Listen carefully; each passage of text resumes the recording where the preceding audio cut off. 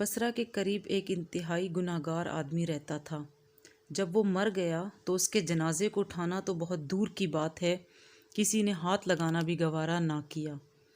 ایسی حالت میں اس کی بیوی نے کرائے کے مزدور لیے، وہ جنازہ اٹھوا کر قبرستان لے گئی۔ قبرستان کے قریب پہاڑوں میں ایک زاہد رہتا تھا جس کی عبادت کا بہت شہرا تھا۔ جنازہ رکھنے سے پہلے وہ جنازہ پڑھنے کا منتظر تھا۔ جب اس زاہد کے جنازہ پڑھانے کی خبر پہنچی تو لوگ جوگ در جوگ جمع ہونا شروع ہو گئے۔ انہوں نے اس زاہد کی ابتدا میں نماز جنازہ پڑھی۔ لوگوں کو زاہد کی اس فعل پر سخت حیرانی ہوئی۔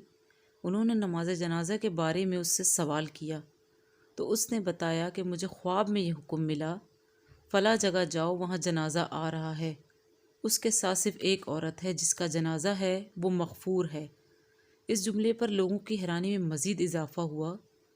عورت سے اس کے حالات معلوم کرنے پر پتہ چلا کہ درست ہے کہ یہ شرابی تھا اور شراب خانے میں ہی ساری عمر گزاری، مگر اس میں ایک صفت تھی کہ صبح جب یہ مدہوش نہ ہوتا تو باوضو نماز فجر ادا کرتا تھا۔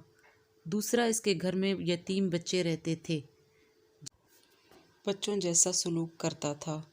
تیسرا، رات کو جب ہوش آتا تو خوب رو کر اللہ کے حضور التجا کرتا کہ یا اللہ، مجھ خبیث سے جہنم کے کون سے کونے کو پر کرے گا۔ جب یہ راز کھل گیا تو زاہد روانہ